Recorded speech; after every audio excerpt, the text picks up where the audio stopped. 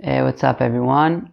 Welcome back to Babel on Talmud. Today we're studying Daf Mem of Masechta Shabbos. Quick overview before we begin the page. We are going to talk about can you bathe on Shabbos with water that you prepared from Erev Shabbos? It came up a little bit yesterday. We're going to explore that a bit further today.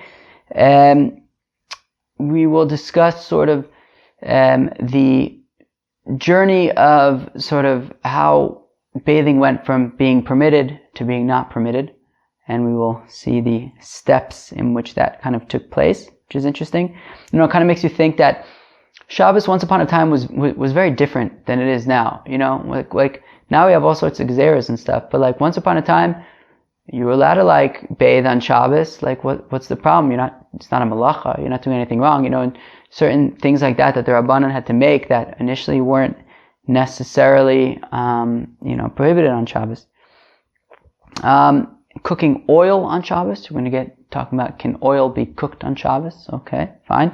We're going to bring up for the first time a kli sheni, right? Which is interesting. That concept of, when people prepare tea or something, that they pour water from one kli into another kli and then only, kind of make the tea that way. So we're going to talk about that. And at the very end, we actually mentioned swimming. So what's the deal with swimming on Shabbos? So interesting page, and let's get on it. We're going to start on Daf Mem Amud Aleph, about 4 lines into the page. Itmar, it was stated, Chamen shu chamu me'erev Shabbos. So hot water that was prepared, that was heated up on Erev Shabbos. All right. Rav Amar, kol gufo ever. So Rav says, as long as the water was heated up before Shabbos, so you can wash your entire body, you can bathe your entire body on Shabbos, as long as you go one limb at a time. Okay? Ushmuel Amar lo itir lechotz el panav yadav v'raglav. Whereas Shmuel says, no, the only thing that you would be allowed to bathe with on Shabbos, even if the water was prepared beforehand, would be your face, your hands, and your feet. Meisve, we have a kasha. Chamen shu chamu me'erev Shabbos, hot water that was prepared before Shabbos. Okay. L'macha rochetz bohen panav yadav v'raglav avalo kol gufo.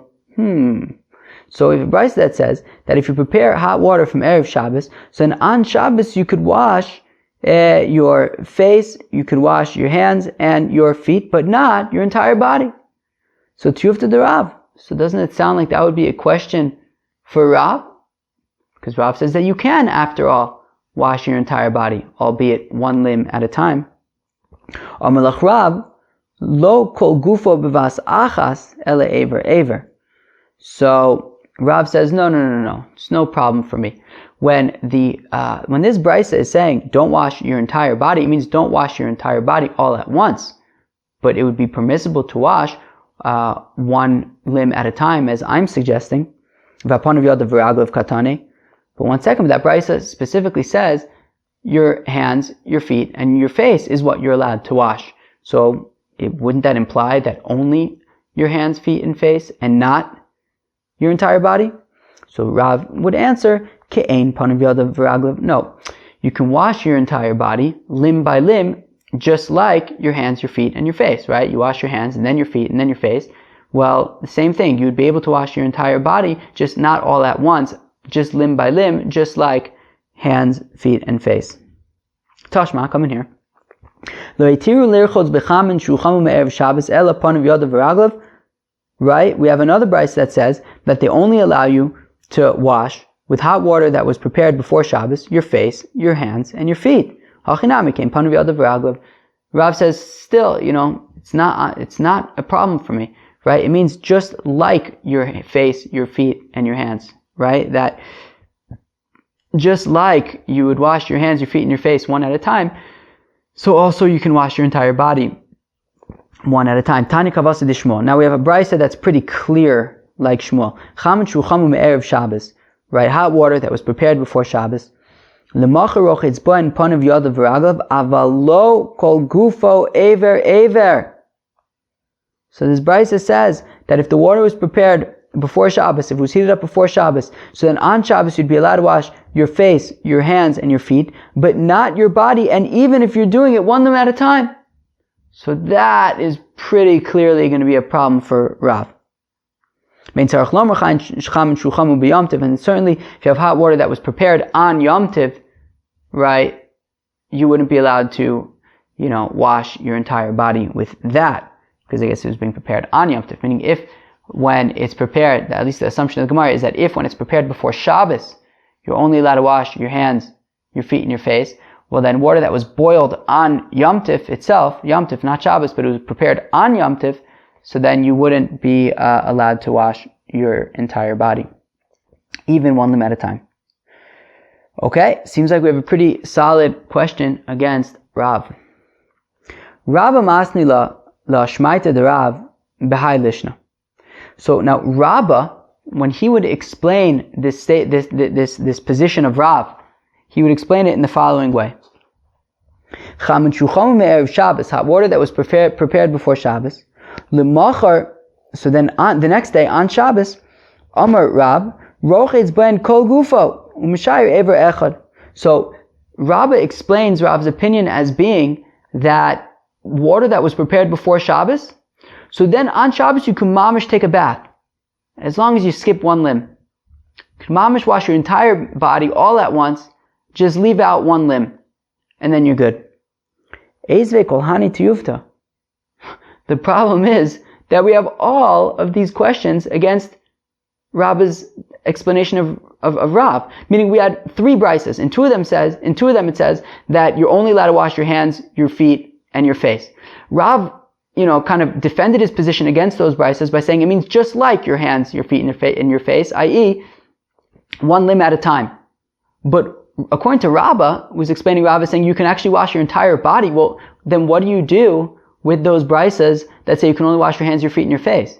He's not going to be able to say, no, it means one limb at a time, like your hands, your feet, and your face, because he's saying you can wash your entire body, just minus one limb. And then certainly, according to the knockout brisa, the one that even Rav couldn't defend, which was that you're only allowed to wash your hands, your feet, and your face, and not your entire body, even if you go one limb at a time.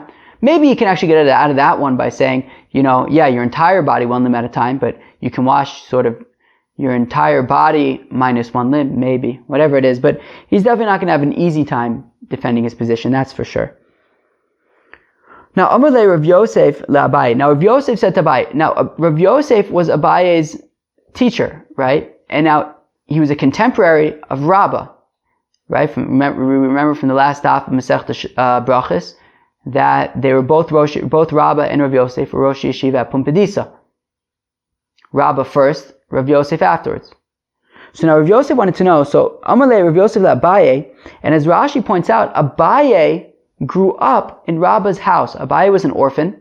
Sometimes we even call Abaye, we even call him Nachmani sometimes, as we even saw a few days ago. Gosh, I can't remember, I have no way of remembering what daf it was on, but we even called him Nachmani a few days ago.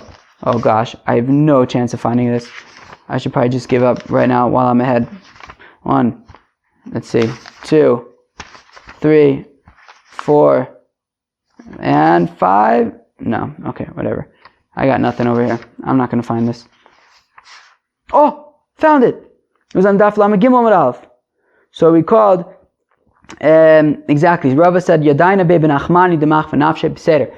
Yeah, so we even saw on Daf Lamed Gimel that Abaye is sometimes called Nachmani. Okay? So, and why is it called Nachmani? Because Rabba was Rabba bar Nachmani. Anyways, so Rav Yosef asked Abaye, you grew up in Rabba's house. Rabba mika avid kishmaite de Rab. Would Rabba himself do like Rab's teaching, i.e., on Shabbos, would he wash his entire body minus one limb with water that was prepared before Shabbos? So Amar lo yadaina. So Abaye says, look, I don't know. Okay, so. Now the Gemara says, Ma'iti bayile.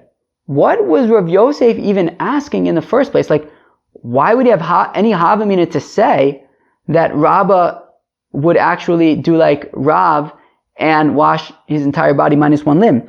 Pshita de lo avid, da'i tosav. Obviously, Rabba didn't do like Rav because there were all those questions that were asked against his explanation of Rav, who he was explaining as saying that you can wash your entire body minus one limb.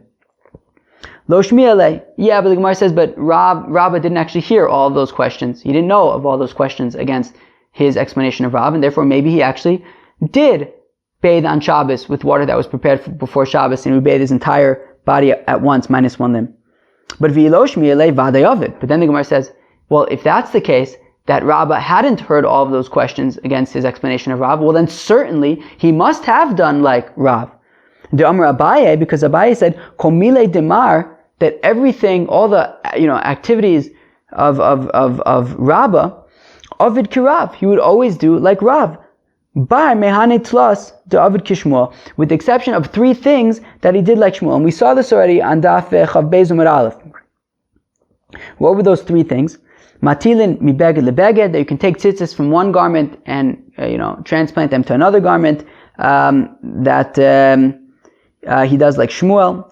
Umadlikin miner liner, and also the fact that you're allowed to light from one Hanukkah candle directly to another one.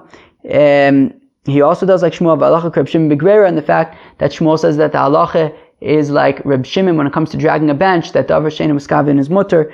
Those three things he does like Shmuel, but in every other event he does like Rav. So therefore, the Gemara is saying, well, if Rabbah hadn't heard of the questions against Rav, and all he had was his opinion of his explanation of Rav, which is that you can wash your entire body with hot water that's prepared before Shabbos, as long as you just leave out one limb. Well, certainly he did like Rav, because he always did like Rav. So the Gemara answers, Kechumre d'Rav Avid, Kekule d'Rav lo Avid. No, it's possible that Rabbah always did like the chumras of Rav. Right? Whenever Rav had the more machmir opinion, he always held like Rav, with the exception of these three opinions where he did like Shmuel, even though Rav was more machmir. But if Rav was being more mekel, then maybe he didn't do like Rav. And over here, Rav is being more mekel than Shmuel, because Shmuel is saying that you can only wash your face, your feet, and your hands, whereas Rav said you can wash your entire body as long as you leave off one limb. So that is why Rav Yosef had to ask Abaye if he by any chance knew if Rabbah actually held like Rav. Tana Rabbanan. The rabbis taught. Merchat shepakaku nekavav. Oh, okay. So this brisa is like a little bit like funny to kind of piece together and figure out what it's talking about where. But here we go. So if you have this like merchatz, you have this like bathhouse. Okay, shepakaku nekavav. That. So I guess that they'd have some kind of. They always talk about like having like some kind of a heat source like under the bathhouse. Does anybody know what the heck that means? Like under the bath, I don't know, I guess maybe there's like a lower level, and that's where like the furnace would be, and then somehow the heat, I guess, would come through like holes in the floor, let's say, and that's how the heat would get into the bathhouse. Okay. Adam, maybe the Steinsaltz has some kind of a description about these ancient bathhouses. Anyways, so fine. So you have like these holes that the heat comes into the bathhouse from. So if you closed up those holes, me'erev Shabbos, from before Shabbos, which means that there was no heat coming into the bathhouse on Shabbos, well then the Motzoi Shabbos rochitz bo miyad. Well then on Motzoi Shabbos you can immediately bathe in the bathhouse, right? Assuming that the water is still hot or not, you could still bathe. But even if, let's say this, even if the water is still hot, you would be able to bathe in the bathhouse because none of the heat was coming through on Shabbos. So it was basically chamin shu chamu me'erev Shabbos. Pakun kav of me'erev Yom Tiv. If they plugged up the holes from erev Yom Tiv, well then nemacher nichnas umazia v'yotze umishtatev b'vayis achitzon. Well then the next day on Yom Tiv, you would be able to go into the bathhouse and you can sweat, and then go out to the outer room and kind of shower with the water, maybe take it out of the bathhouse and shower in that outer room, right? If you remember, Daf Yud Amud Aleph, Rashi described, or the Gemara really talked about how there were 3 rooms in the bathhouse. There was the first room where everybody was clothed, and they would then strip down to the underwear, then they would go into the middle room, and then they would get naked, and then they would go into the third room where the bath was. So I guess we're saying that you could take the water from the bath area, go into that next room, and you can, pour it over yourself. Okay, fine. Assuming that it sounds like this would only be allowed on Yom Tiv. Okay? Assuming that the water was heated before Yom Tiv. Amar Reb Yehuda. Says Reb Yehuda, Ma'aseh b'merchat shel Bnei Brak. Oh, so there was a story in the bathhouse in Bnei Brak. Shepakaku nekavav me'erev Yom Tiv, that they closed up these holes that the heat would come in through on Erev Yom Tov. Then the next day on Yom Tov, Rabbi Elazar ben Azariah and Rabbi Akiva went into the bathhouse. And they sweated. And then they showered in that sort of next room. And the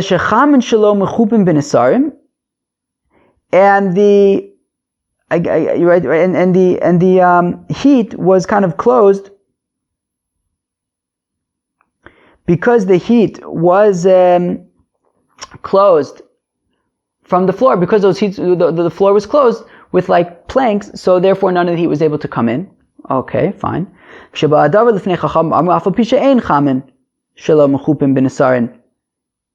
And then when the Chacham found out about this, they said, you know what, it could have been okay, even if the heat source was not closed with these boards. So it sounds like once upon a time, it was even acceptable to go to the bathhouse, like on Yom Tif, I guess, and you wouldn't have to be concerned that, even if the holes weren't plugged up, and you didn't have to be concerned, you didn't have to assume that the water was heated up on Shabbos, right? As we say, that when the Chacham heard this story, they said you didn't even need to have the floor plugged up. However,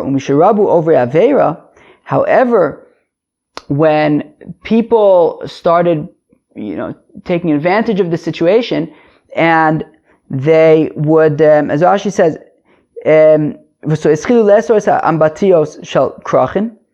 so Rashi says that they began to make it forbidden to sweat in these bathhouses in the cities. Okay, and we're going to talk about this in a minute. But nonetheless, you would be able to go into these bathhouses not to sweat. As long as you weren't going to sweat, you can go in for whatever reason, and it was okay. We didn't have to be concerned that people would assume that you'd be sweating. Okay, fine. My over Avera, what are these sinners? What were people doing wrong that they had to say that you're not allowed to sweat on Yom Tov anymore? Or on Shabbos? It sounds like this is actually talking about Shabbos at this point, which is why this whole thing is a little bit confusing. Because it's confusing like which part's talking about Shabbos and which part's talking about Yom Tov, right? Because we said that Davka on Shabbos you'd have to wait until after Shabbos in order to bathe, which sounds like on Shabbos you wouldn't be able to do anything, right? Because then we talk about that on Yom Tov, if the water is prepared before Yom Tov, then you'd be allowed to sweat, and you can even shower in that next room on Yom Tov as long as the water was heated beforehand, which implies that on Shabbos it wouldn't be allowed at all, right? Yet now we seem to be talking about the progression of, how things started to become asur on Shabbos. So it is a little bit confusing, unless the implication is that like Shabbos and Yom Tov are like interchangeable over here. That like I don't know, but then why are we separating Shabbos and Yom Tov? So it's a little bit weird to get this whole flow over here. But okay, but now I think we're talking about Shabbos at this point, right? And we're saying that, once there were these over Avera, they started to say that you're not allowed to sweat on Shabbos. So what's this talking about? So my over Avera, what are these over Avera? The Amar B'Shimon ben Pazi, Amar B'Yeshua ben Levi, Mishum bar Kapara.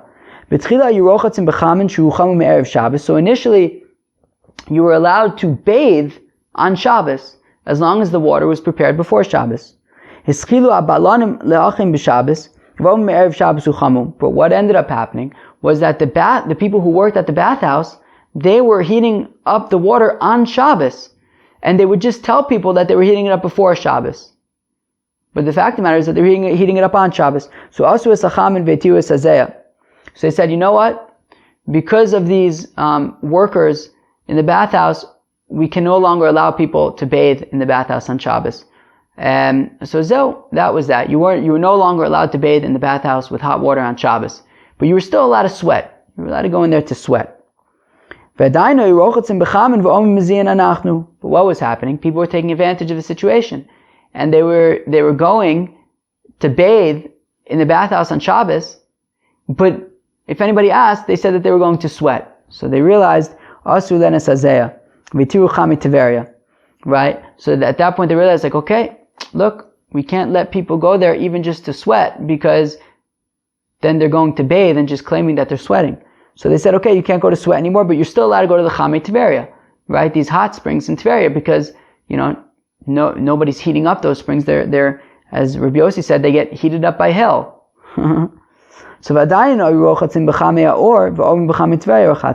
But still, people would just go to the bathhouse, and then if anybody asked, they said, oh yeah, we went to the Chamei Tveria. So Asula and Chamei Tveria. So they said, okay, well, can't go to Chamei Tveria anymore. But they said, but you can take cold showers. Sweet. Nice. Cold showers. Sounds good. But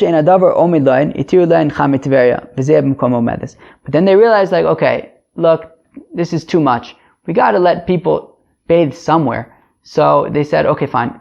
You're allowed to bathe in the Chamei Tveria, since you don't have to worry about it getting heated up. Okay, so they retracted a little bit to kind of come to a compromised position where they could feel confident enough that people weren't going to be heating up water on Shabbos, and yet, be able to give the people something that they would be able to work with. So they were allowed to bathe in Chamei Tveria, but you still were not allowed to sweat in the bathhouse on Shabbos. Okay. Amar Rava, said Rava,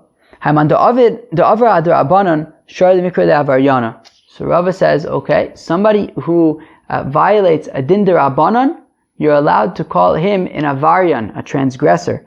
Kiman, who's that like? Kiaitana, it's like this Tana, because what do we say over here? We said, we called it over avera, right? It says Misharabu over avera. When there were a lot of over avera, so then they said that you're not allowed to sweat in the bathhouse anymore. And what was the violation that caused the rabbis to say that you're not allowed to sweat in the bathhouse anymore? It was the fact that people were were bathing in the bathhouse on Shabbos and saying that they were just going to sweat. And that was only a din derabanan, in order to prevent you from, bathing in water that was heated on Shabbos. And because they were going and bathing on Shabbos, even though the Rabbanan said not to, and just claiming that they were sweating, that is why they had to say that you're not even allowed to sweat on Shabbos. And therefore we see, and we were calling them over avera. So that implies that somebody who violates a din derabanan, you are allowed to call a transgressor, a violator. Okay?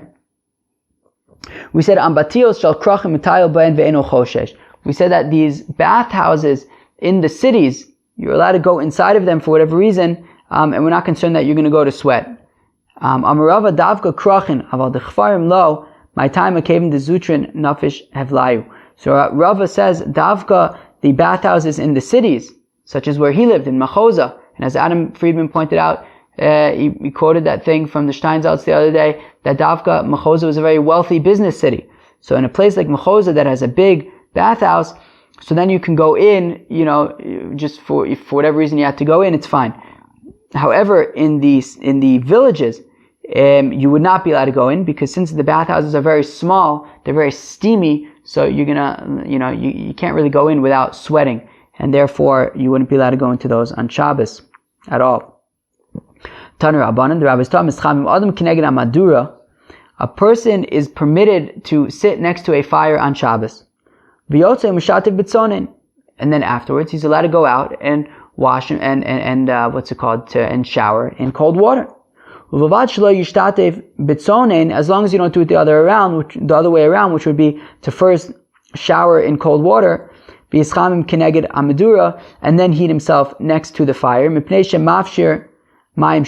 the water that is on him from his shower, when he's then warming up by the fire, that water is going to get warmed up.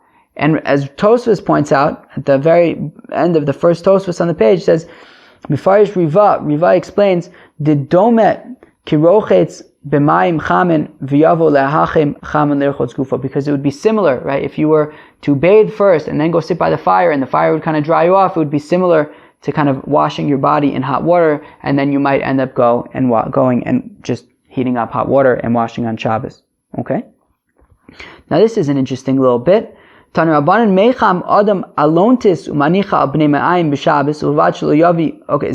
so a person is allowed to kind of heat up a towel and put it on his stomach on Shabbos if he has a stomach ache, right? So I guess like pour hot water over a towel and you can put that warm towel on your stomach. As long as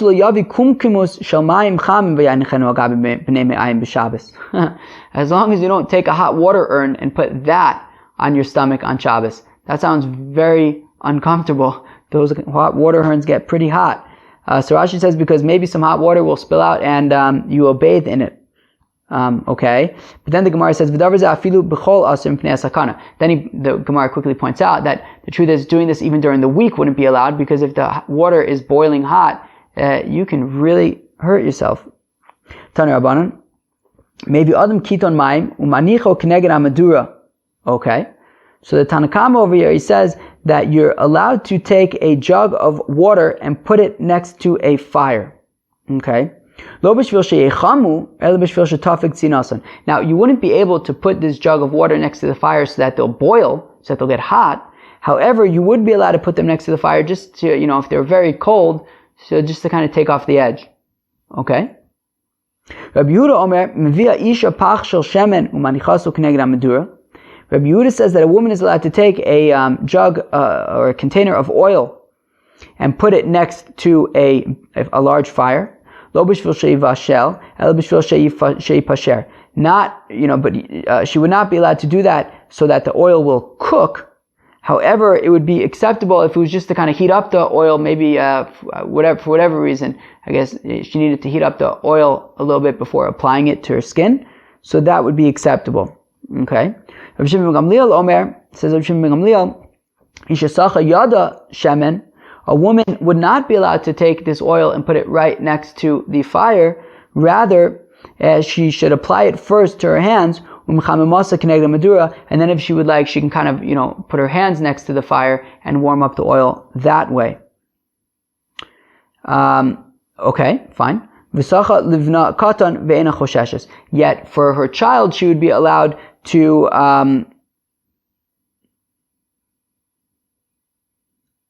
interesting. Maybe it's like then once like she had heated up the oil on her hands, she would be allowed to rub it on, apply it to her child, and it would be fine. Oh, I was assuming up until now that it meant that she would actually be able to like heat up the oil next to the fire for her young child, but I'm not sure that what it means. No, maybe what it means is that, once she's heated up her hands, with the oil on it from the fire, she would then be allowed to apply it to her young child, and that would be fine. There's no problem. I think that's probably what it means. Fine. Let's go weiter. Ibayilu. Now they want to know. Shemen mau l'tanakama. What's the deal? What's the Tanakama's position when it comes to oil, right? Meaning, Rabbi Yehuda's position is that,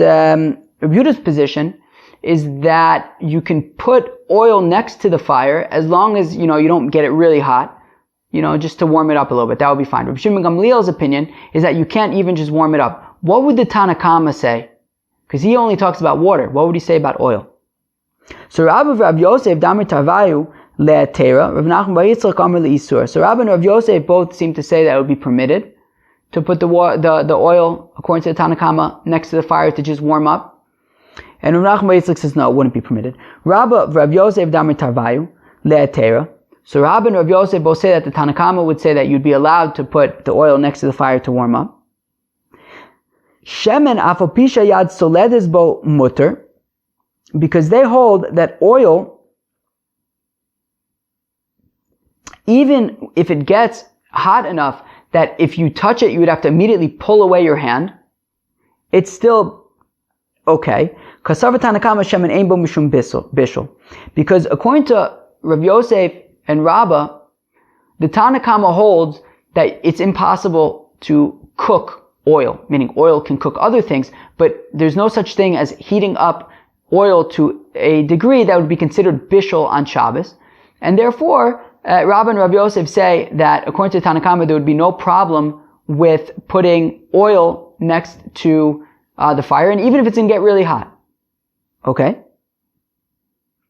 Vasa Rabbi Yehuda lememar, and then Rabbi Yehuda then comes and says, Shemen yeshbo mishum bishul, ve'huf shiro, ve'havshero lo zeu bishulo. And then comes Rabbi Yehuda to say, actually, when it comes to oil, you do have to be concerned about cooking it. However,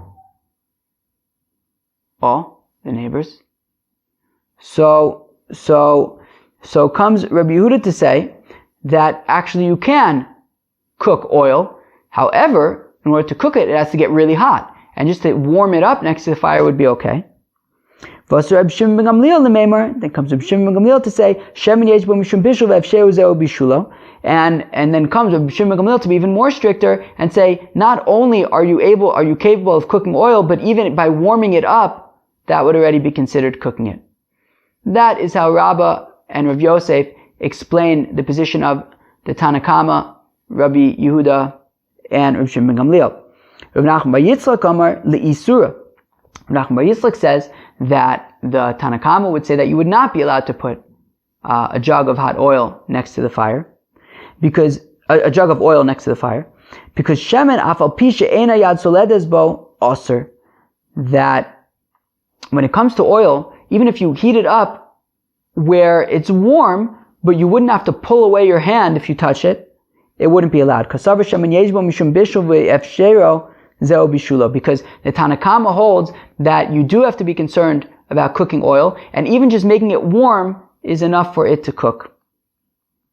And comes Rabbi Yehuda to say that while he agrees with the Tanna Kama that it's possible to cook oil, just heating it up a little bit wouldn't actually be considered cooking it. And comes Rabbi Shimon ben Gamliel to say that oil is capable of being cooked, and simply warming it up a little bit is enough to cook it. And then the Gemara says, Rabbi Shimon ben Gamliel and Tanna Kama. Well, in that case, aren't Rabbi Shimon ben Gamliel and the Tanna Kama saying the same exact thing, which is that oil is capable of being cooked, and even just heating it up a little bit is enough to cook it? So, Ika benayu kilachar yad. Oh, that's pretty awesome. The nafka mina is, what if you do it kilachar yad? What if you do it with a shino? If you do it differently, right? Because remember, according to Rabbi Shimon ben Gamliel, she's not simply heating up the right. He's saying that even though you wouldn't be allowed to take the oil and put it next to the fire to heat up a little bit, you would be allowed to put it on your hands, and then to put your hands next to the fire and heat it up that way. Okay? So it's kind of like with a shinoi, right? Meaning you're heating it up a little bit, but you're not putting it next to the fire. You're first putting it on your hands and putting your hands next to the fire. So if Shimon Gamliel would say that would be okay. I guess it's not the normal way of heating up this oil. Whereas the Tanna Kama would be stricter and say, no, you wouldn't be allowed to heat it up whatsoever. Very interesting. It's the first time we're seeing the concept of a shinoi. I guess we'll have to see how that develops, and I don't know. In what cases is it allowed? Is it not allowed? Alright. Amar Yehuda Amar Shmuel. Okay, said Rabbi Yehuda in the name of Shmuel. Echad shemen ve'echad mayim, yad soledes bo aser, and yad soledes bo mutter. So, says Rabbi Yehuda in the name of Shmuel, that both when it comes to oil and when it comes to water, you can heat it up to the point where you'd have to quickly pull away your hand if you touched it. Right? So as long as it hasn't gotten to that point, which is called yad soledes bo, that your hand would be quickly pulled away if you touched it, so then as long as it's not yad soledes bo, then it's acceptable. Once it's yad soledes bo, it's not acceptable. Ve'echidam yad soledes bo, and how do you know exactly how hot it would have to be for yad soledes bo? Everyone's different, right? Everyone's ability to endure heat or whatever is different. So is it subjective? So I'm a rachba.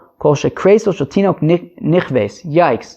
So, I don't know how exactly you're supposed to test this out, but if it's hot enough so that if you would pour it on a baby's stomach, it would get burnt.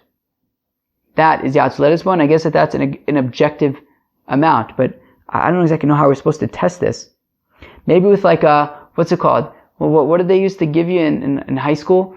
Those fetal pigs? Yuck. Maybe you test it out with a fetal pig. Yuck. Okay. Amar Rabbi Yitzchak bar Avdimi, said Rabbi Yitzchak bar Avdimi, Pam achas nichnasti achar Rebbe leveis hamerchatz. So says Rabbi Yitzchak bar Avdimi, one time I entered into the bathhouse after Rebbe, and it was on Shabbos. Uvikashti le'aniach lo pach shel shemen ba'ambati. And what I wanted to do was I wanted to take a container of oil, and I would put it into the bath on Shabbos, and I think Rashi points out that it was the Chamei Tiveria, right? it was the Chamit Tiveria, because the Chamit Tiveria, as we said yesterday, you were still, not yesterday, as we said at the end of the previous Amud, that you were allowed, even after the Gezerah, they said that you were allowed to bathe in the Chamit Tiveria. So basically, Rav Yitzchak bar Avdimi went with Rebbe on Shabbos to the Chamit Tiveria. Now Rav Yitzchak bar Avdimi wanted to take a container of oil and put it inside the bath with Rebbe so that it would, be warm. The Amarli, and what was Rebbe's advice? What did he say to Rav Yitzchak bar Avdimi? Tol b'chli sheni v'sein. He said, take some water from the bath, put it in a separate kli, in a separate vessel, so it'll be in a kli sheni, and then you could put the container of oil in there and warm it up that way, and that would be acceptable. So we say Shma mina tlas. From this story, we learn three things. Shma mina shemen yesh bo mishum bishul. One thing that we learn is that you have to be concerned about bishul, which is why Rebbe was saying don't put it in the bath, because if you put it in the bath, it might cook.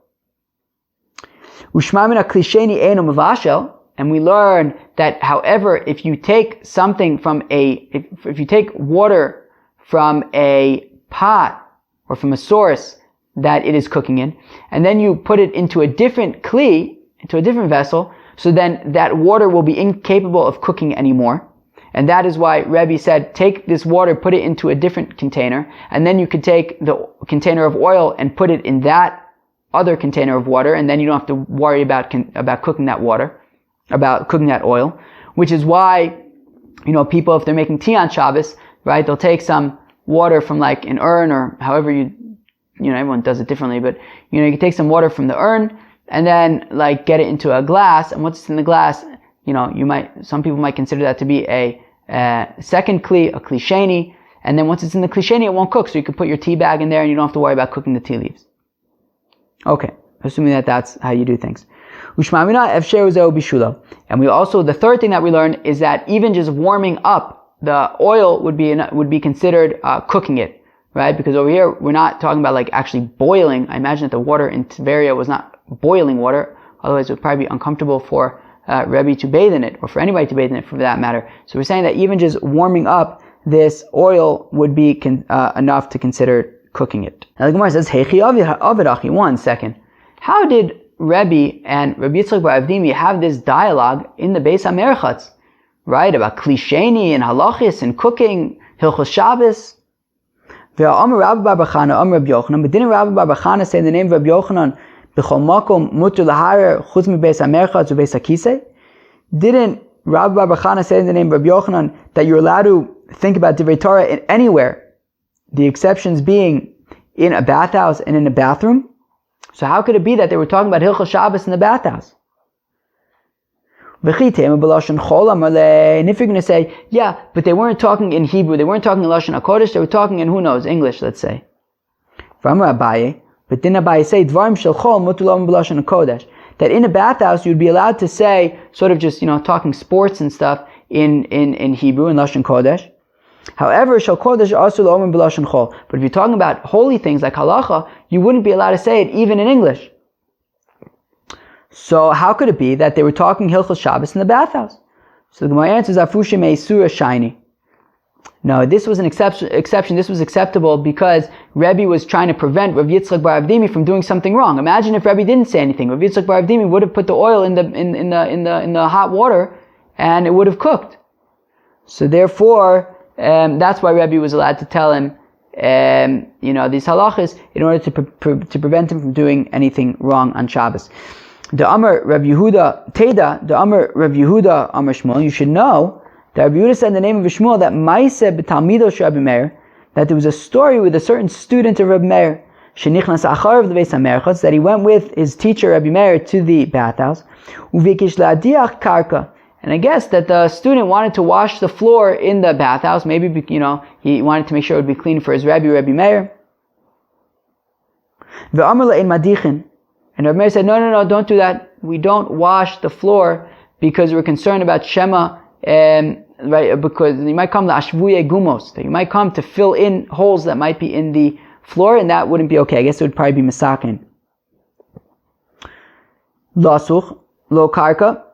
and then you wanted to, I don't know, maybe pour some oil on the floor or something like that, somehow clean the floor, right? Amar lo ein sachin.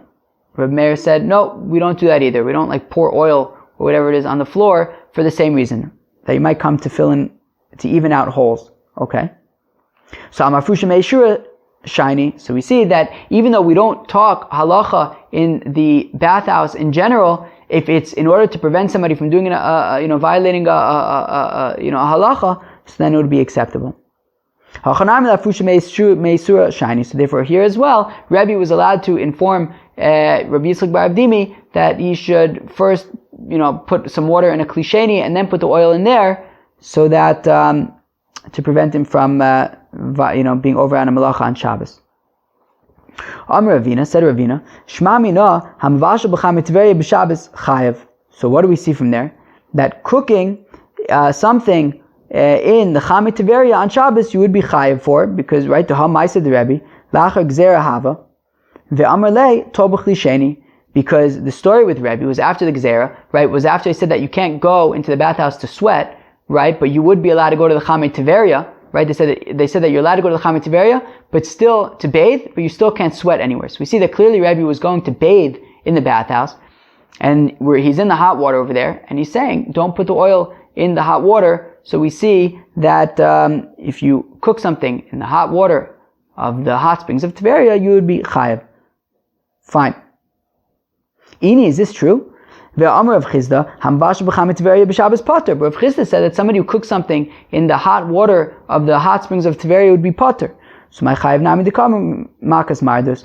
No, what it means is that when Ravina is saying that you'd be chayav for cooking something in the hot springs of Tveria on Shabbos, it's not saying chayav achatas, it means chayav makas mardus. Makas mardus is lashes that a person can receive for violating a din derabanan.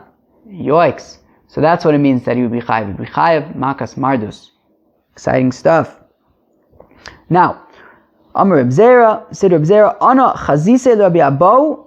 Reb Zera says, I saw Rabbi Abo, deshat ba'ambati, that he was floating in a bath. He was floating in a pool, which is essentially swimming in the pool, I think. And Reb Zera says, look, and I'm not sure if his feet was still planted on the floor or not. Kilu, was he really floating or was he not? Now, I think it must be Rashi who points out, no, so the Gemara says, Pshita de lo akar. Obviously, he didn't take his feet off the floor and he wasn't really floating. He was still standing. Titania lo yashud adam b'veichem le'amayim v'afilo medes b'chatzer.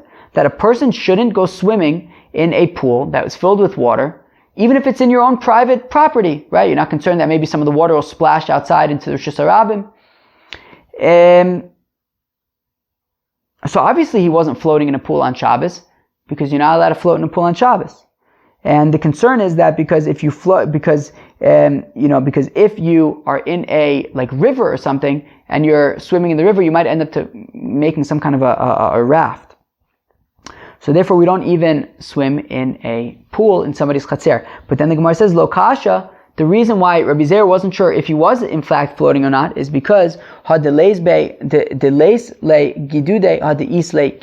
depends if there's an embankment or not. I guess some kind of most of the pools that we have nowadays, there's a proper side to it with a lip and everything like that. And if you have a proper embankment, a proper lip to it, well then you wouldn't be concerned. You don't have to make a gzeira of the river and the raft, right? And therefore Rabbi Abahu was in a pool that had a lip. And that's why Rabbi Zera wasn't sure if he was in fact floating, because you would be allowed to float in a pool with a lip, or if he was standing there. Apparently if it has a lip, you would be allowed to float there.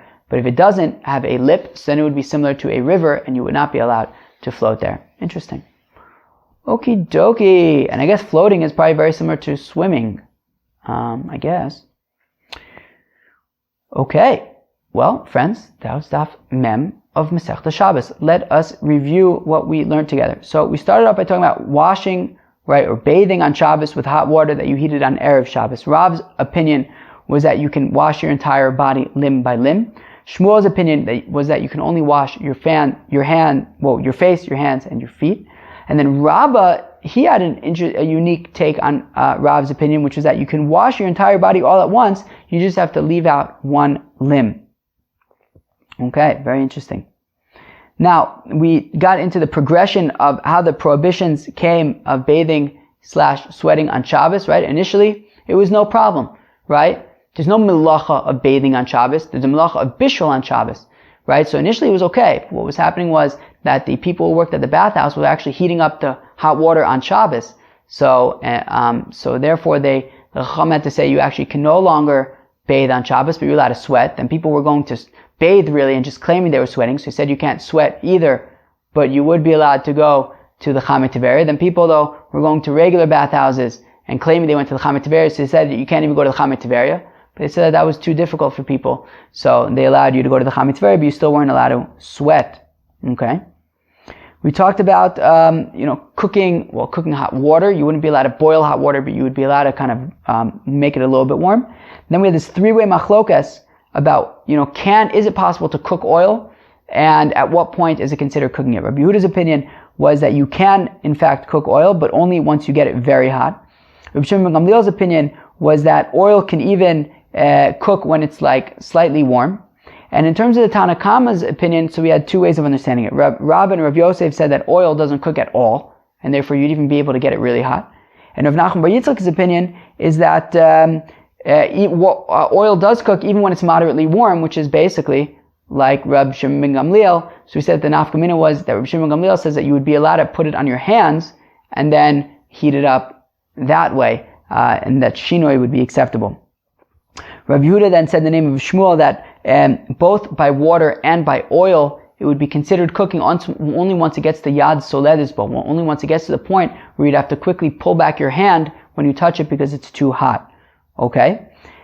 We talked about Kli Sheni, right? That once you have like hot water that's in a, removed from its first Kli that it was in where it was hot and cooking, then you put it into a second Kli, so that in that second Kli, it would already cool down enough that it wouldn't be considered capable of cooking. And at the end, we talked about, swimming, and it sounds like swimming would be acceptable as long as it's not in a river. If it would be in like a pool with like a lip on it, with like a proper surrounding of it, it sounds like, at least according to the Gemara, that would be acceptable. Cool. Thanks for joining me, everybody. Have a great day.